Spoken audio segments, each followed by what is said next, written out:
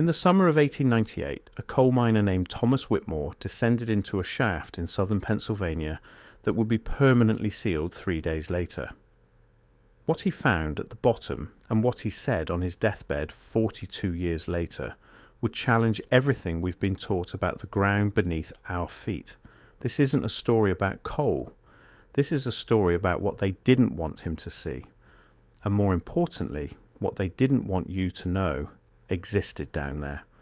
Before we go any further, if you're the kind of person who questions the official story, who wonders why certain mines were sealed with concrete instead of just being abandoned, who's ever looked at the Industrial Revolution and thought something doesn't quite add up, then you need to hit that subscribe button right now, because what you're about to hear isn't in any textbook, and the people who control those textbooks would prefer it stayed that way. Thomas Whitmore was born in 1856 in a mining town called Carbondale, Pennsylvania. His father worked the anthracite mines. His grandfather worked the anthracite mines. Going underground wasn't a career choice for Thomas. It was inheritance. By the time he was 12 years old, he was already spending 10 hours a day in the dark, learning to read the rock the way other boys learned to read books. But Thomas was different from the other miners in one critical way. He kept a journal, not about his daily life or his feelings. He kept detailed notes about the mines themselves, the depth of each shaft, the composition of the rock layers, the temperature changes as you descended, the strange acoustic properties of certain chambers, things that most miners noticed but never wrote down. By 1898, Thomas was 42 years old and had worked in 17 different mines across Pennsylvania. He'd descended deeper than almost any miner of his generation, and he'd started to notice patterns that troubled him, patterns in the rock layers that didn't match what the geologists were saying, patterns in the way certain mines were suddenly closed, not because they ran out of coal, but because of what he called administrative decisions from men who'd never held a pickaxe. The West Mullen mine was opened in 1894 by a consortium of investors from Philadelphia and New York. The official story was simple. They were after the anthracite coal seams that ran deep beneath the mountains of southwestern Pennsylvania. The coal was there. Everyone knew it. The geology surveys confirmed it. It should have been a straightforward operation. But from the very beginning, the West Mullen mine was different. The investment was too large. The equipment was too advanced. They were drilling deeper than any mine in the region, past the profitable coal layers, into bedrock that had no commercial value. Miners talked about it in the taverns. Why were they going so deep? Why were engineers from the city coming down with instruments that had nothing to do with coal extraction? Thomas was hired in the spring of 1897. By then, the main shaft had reached a depth of 4,200 feet. That was deeper than the Comstock lode, deeper than the Witwatersrand gold mines in South Africa. It was, at the time, one of the deepest man-made holes in North America, and they were still digging. Thomas noticed something immediately. The rock composition changed around 3,800 feet. The coal seams ended. Below that, they were cutting through something else. Granite, basalt, metamorphic rock that shouldn't exist at that depth, according to the standard geological models. But what disturbed him more than the rock was the behavior of the engineers. They were mapping something.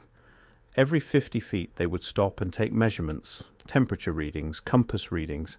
They had instruments Thomas had never seen before, devices with copper coils and glass tubes filled with mercury. They would place these devices against the rock face and record the readings in leather-bound notebooks. When Thomas asked what they were measuring, the lead engineer told him it was conductivity test for safety purposes. But Thomas had worked in mines for 30 years. He knew what safety equipment looked like. This wasn't safety equipment. In July of 1898, the drilling stopped. They had reached a depth of 4,680 feet. The official announcement was that they had exhausted the viable coal deposits and the mine would be closed. But Thomas knew that was a lie. They hadn't been mining coal for the last 800 feet. They had been digging towards something. 3 days before the scheduled sealing, Thomas received an unusual request. The site supervisor needed someone to descend to the bottom of the main shaft to retrieve surveying equipment that had been left behind. Most of the crew had already been dismissed. The remaining miners were busy preparing the upper levels for the concrete ceiling that would permanently close the mine. Thomas volunteered. He made the descent alone. The elevator cage rattled and creaked as it dropped through the darkness, past the abandoned coal galleries, past the tool stations, down into the deep shaft where the air was thin and hot. At 3,000 feet he could still hear the sounds from above. Voices, the clang of metal, the rumble of the ventilation system. At 4,000 feet the sound stopped. There was only the cable groaning and the distant drip of water somewhere in the dark. When the elevator stopped at 4,680 feet, Thomas stepped out into a chamber that took his breath away. This wasn't a mining gallery. This was something else entirely. The walls weren't rough-cut stone. They were smooth, polished. The surface had a faint geometric pattern etched into it, barely visible in the lamplight. It looked manufactured, intentional, ancient. The air felt different down here, cooler than it should have been at this depth, and dry. Thomas had expected the oppressive heat that characterized deep mine shafts. Instead, the temperature felt almost regulated. His breath didn't fog.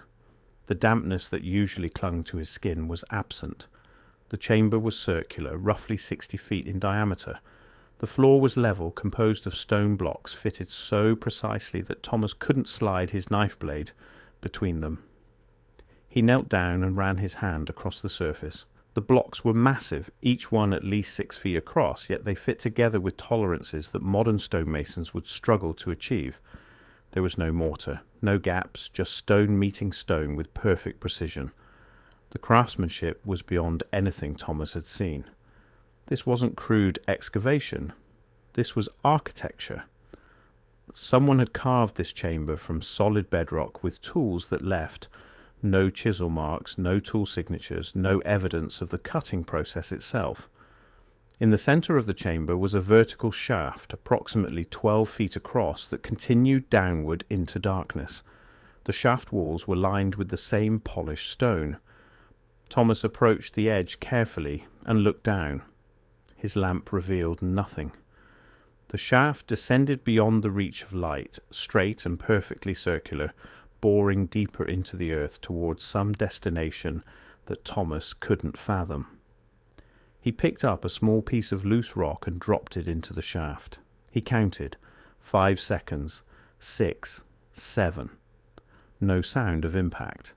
Either the shaft was deeper than he could imagine, or the bottom was lined with something that absorbed sound. But the shaft wasn't what made his heart race. Around the perimeter of the chamber, spaced at equal intervals, were 7 alcoves carved into the walls.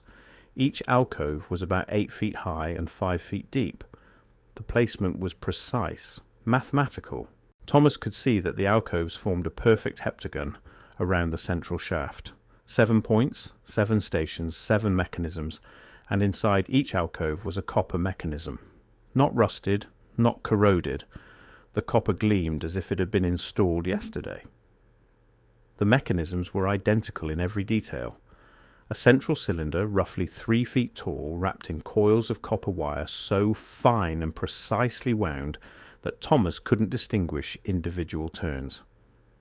Extending from the top of each cylinder were 3 arms bent at precise angles, terminating in spheres of polished quartz. The quartz was flawless. Each sphere was perfectly round, about the size of a man's fist, and they caught his lamplight in strange ways. The light seemed to pass through the quartz and emerge changed, softer and more diffuse. The copper itself was unusual. This copper showed none of the expected patina. The surface was bright and clean, but more than that, the copper felt wrong to the touch. It was cold, far colder than the ambient temperature, and when Thomas placed his palm against one of the cylinders, he felt a faint vibration. Not mechanical, not rhythmic. This was constant, subtle, almost alive. A frequency so low it was more felt than heard. Thomas had never seen anything like them. They weren't mining equipment. They weren't ventilation systems. They didn't serve any function he could identify. He approached the nearest mechanism and touched it. The copper was cold, far colder than it should have been at this depth. He could feel a faint vibration, almost imperceptible, running through the metal. He pulled out his journal and began sketching the dimensions of the chamber, the layout of the alcoves, the design of the mechanisms. He worked quickly, knowing that he was supposed to retrieve equipment and return to the surface. But he couldn't leave. Not yet. This was important. This was something that needed to be documented. That's when he noticed the inscriptions. Above each alcove, carved into the stone, were symbols, not letters, not any alphabet Thomas recognized. Geometric shapes arranged in patterns, circles intersected by lines, triangles nested within squares. He copied them into his journal, working by lamplight, his hands shaking with cold and excitement. He found the surveying equipment where it had been left, stacked near one of the alcoves. But there was something else there too, a wooden crate partially hidden behind the equipment. Thomas pried it open. Inside were documents, technical drawings, correspondence between the mining company and someone identified only as the conductor. The letters were dated between 1895 and 1897. Thomas couldn't read all of it in the dim light, but certain phrases stood out. The grid remains intact. Depth matches the Philadelphia readings. Recommend immediate sealing upon confirmation. This site must not become public knowledge. Thomas took 3 of the documents and folded them into his jacket. He knew this was theft. He knew it could cost him his job or worse. But instinct told him that whatever was happening here, whatever had been found at the bottom of the West Mullen mine, was bigger than mining rights or company property. He made his way back to the elevator with the surveying equipment. As the cage began its ascent, Thomas looked back at the chamber one last time.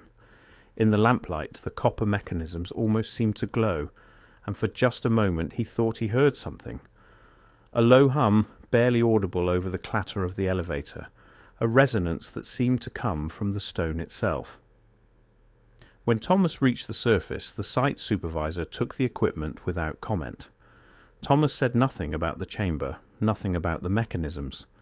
He went home, hid his journal and the stolen documents in a tin box beneath his floorboards, and waited. 3 days later, the West Mullen mine was sealed. Not with boards and warning signs like most abandoned mines. They filled the main shaft with concrete. 1,200 feet of solid concrete poured in sections, reinforced with iron bars. The operation cost more than the mine had earned in its entire 4 years of operation. When Thomas asked the foreman why they were going to such lengths, the foreman told him it was to prevent groundwater contamination. But Thomas had worked in mines his entire life. He'd seen dozens of closures. None of them looked like this. Within a week, every miner who had worked below 3,000 feet received a payment. Not severance pay. This was different. It was called a confidentiality settlement. Each man was given the equivalent of 2 years' wages in exchange for signing a document that prohibited them from discussing the details of their work at West Mullen. Most of them signed immediately. 2 years' wages was more money than most miners saw in their lifetime. The document used vague language about proprietary mining techniques and competitive trade. Secrets. Only 3 men refused to sign. Thomas was one of them. He spent the next year trying to understand what he'd seen. He contacted geologists. He wrote letters to universities. He described the chamber and the mechanisms without mentioning where he'd found them. The responses were dismissive or confused. Most geologists told him that polished stone chambers at that depth were impossible. Natural formations didn't create geometric precision. As for the copper mechanisms, no one had any explanation. Several professors suggested he had misidentified industrial equipment or suffered from depth-related hallucination, a phenomenon supposedly common among miners who worked below 4,000 feet. But Thomas knew what he'd seen, and more importantly, he knew what it meant. The mechanisms weren't placed there recently. The chamber wasn't built by the mining company. The stone was old, ancient, older than any civilization that was supposed to have existed in North America, and someone had known it was there. Someone had funded the West Mullen mine not to extract coal, but to reach that chamber, to confirm its existence, and then to bury it forever. He began researching other mine closures. It took him 3 years, but he found a pattern. Between 1870 and 1900, at least 19 deep mines across Pennsylvania, West Virginia, and Ohio were sealed with concrete. Not abandoned. Sealed. The official explanations varied: structural instability, safety concerns, groundwater issues. But the common factor was depth. Every sealed mine had reached or exceeded 4,000 feet, and every sealed mine had been financed by the same small group of investment firms based in Philadelphia and New York. Thomas compiled a list. The Allegheny Deep Works in Pittsburgh, sealed in 1879 at 4,200 feet. The Monongahela Extension in West Virginia, sealed in 1883 at 4,500 feet. The Lehigh Valley No. 7, sealed in 1891 at 4,100 feet. Each mine followed the same pattern: rapid drilling to extreme depths, sudden closure despite profitable operations, expensive concrete sealing that far exceeded standard abandonment procedures. What troubled Thomas more was what happened to the miners who worked the deepest levels. He tracked down 12 men who had worked below 4,000 feet. 3 had signed confidentiality agreements. 2 had died under circumstances the papers called accidental but seemed suspicious. A fall from a 4th-story window, a drowning in a shallow creek. 7 refused to speak with him at all. Thomas found records of other miners who had reported strange findings at extreme depths. A man named Sullivan, who worked the Pittsburgh No. 4, claimed to have found a horizontal tunnel at 4,300 feet that showed no evidence of mining. The walls were smooth like glass, extending in both directions beyond the reach of his lamp. His report was filed in 1876. The company's response was brief. Employee Sullivan has been reassigned to surface duties due to mental strain. Sullivan disappeared from records 6 months later. Another miner, Patrick O'Brien, wrote to a Philadelphia newspaper in 1887 describing what he called the hum beneath the coal. At depths exceeding 4,000 feet, you could hear a constant low vibration through the rock. Not random. It had a rhythm, he wrote, like a heartbeat. The letter was never published. O'Brien's body was found 3 weeks later. The coroner ruled it robbery, though O'Brien's wallet and watch were still in his pockets. Thomas started to see a larger picture. The Industrial Revolution wasn't just about extracting resources from the ground. It was also about controlling access to what was already down there. The same families who owned the coal mines also owned the railroads that transported the coal and the factories that burned it. They owned the banks that financed industrial expansion and the newspapers that reported on it. They had built an entire economy around the extraction and consumption of fossil fuels. And that economy depended on one critical assumption: that energy was scarce, that it had to be dug out of the ground, refined, transported, and sold. But what if that assumption was wrong? What if energy wasn't scarce at all? What if the copper mechanisms Thomas had seen in the West Mullen chamber were proof of something else? A technology that could draw power directly from the earth itself, without extraction, without fuel, without the infrastructure that made certain men unimaginably wealthy. If that technology became public knowledge, if people understood that the ground beneath their feet held unlimited energy that required only the right tools to access, the entire structure of industrial capital would collapse overnight. Thomas began to understand why the mines were sealed. It wasn't about hiding chambers or mechanisms, it was about hiding possibility, about maintaining a story that kept people dependent on systems they had to pay for. The chambers were evidence of an alternative, proof that energy abundance was achievable without coal barons or oil tycoons or electric monopolies. So the chambers were buried. The miners who saw them were paid off or silenced, and the story that energy was scarce continued unchallenged. In 1902, Thomas tried to publish his findings. He wrote a manuscript titled The Subterranean Architecture of Pennsylvania. It included his sketches from the West Mullen chamber, his analysis of the sealed mines, and his theory about what it all meant. He submitted it to 3 publishers. All 3 rejected it. One editor wrote back explaining that the manuscript was too speculative and potentially damaging to mining industry relations. Another editor was more direct. "Mr. Whitmore, I would advise you to let this matter rest." Thomas took the advice, not because he believed he was wrong, but because he recognized the forces he was up against. He had a wife, he had children, he couldn't afford to become a target.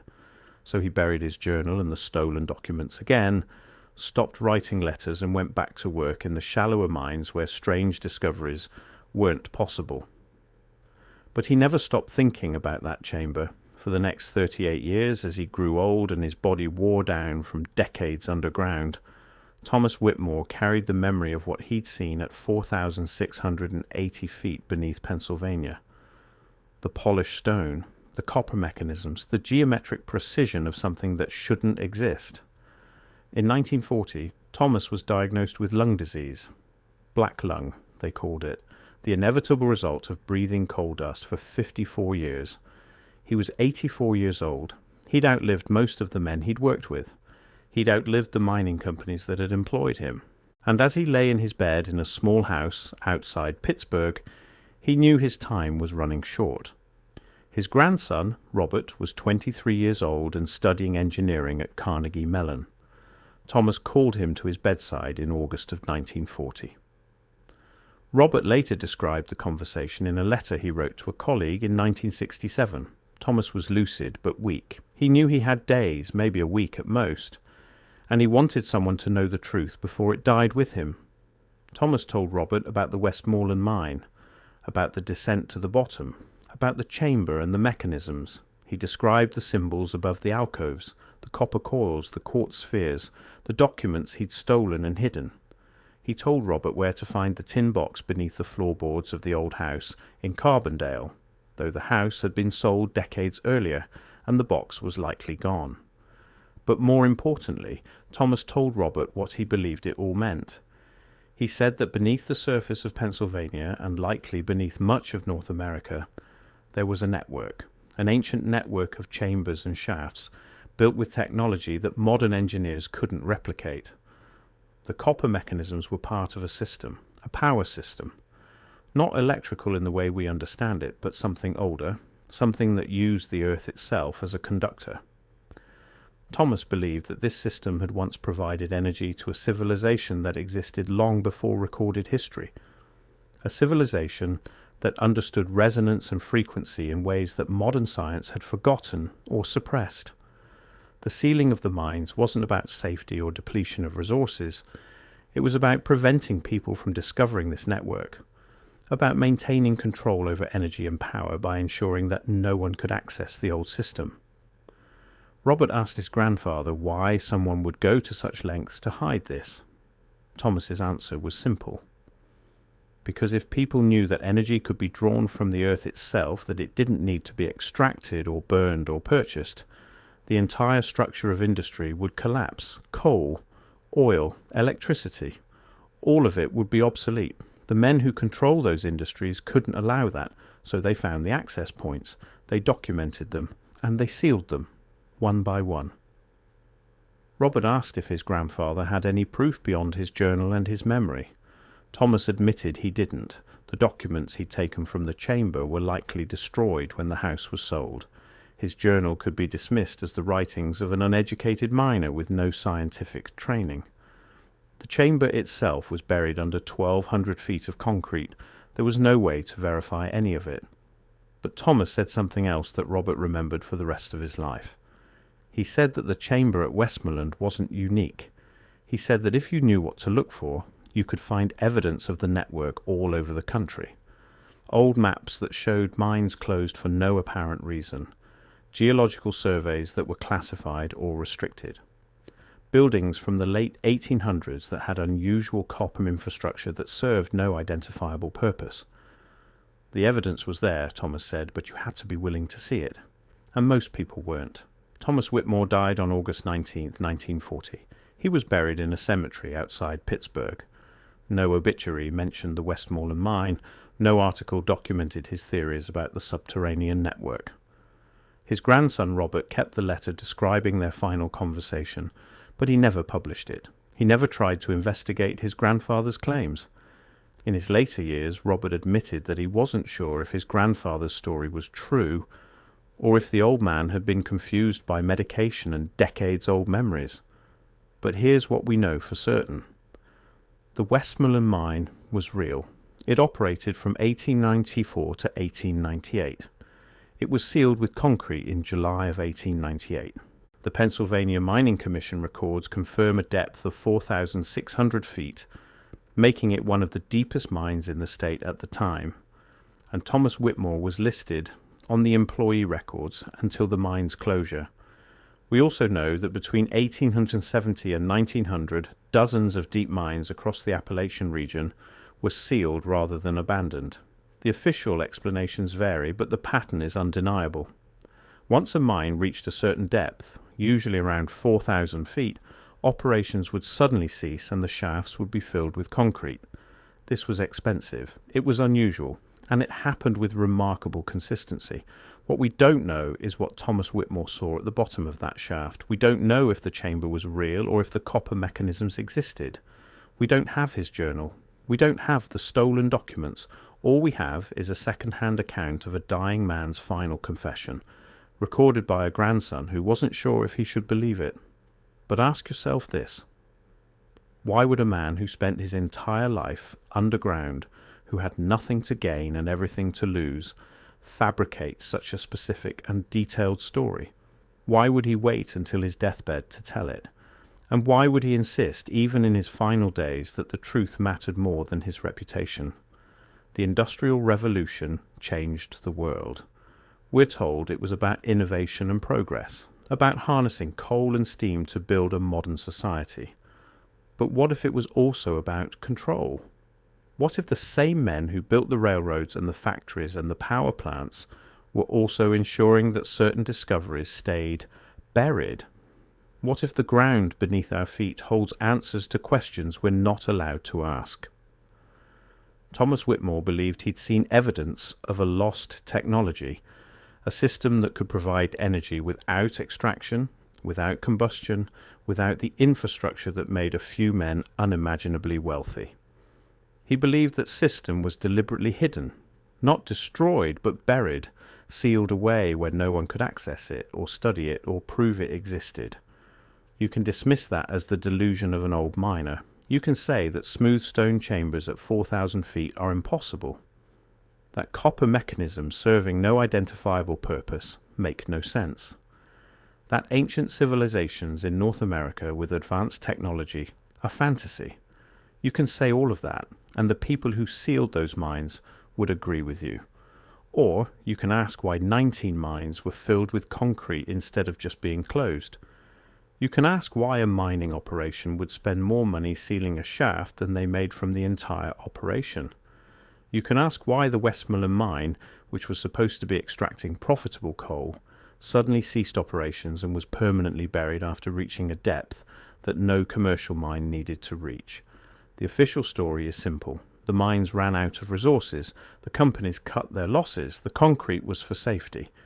But official stories are written by the people who benefit from them. And the truth, if Thomas Whitmore was right, is still down there, sealed in concrete, waiting in the dark. What did Thomas Whitmore really see in 1898?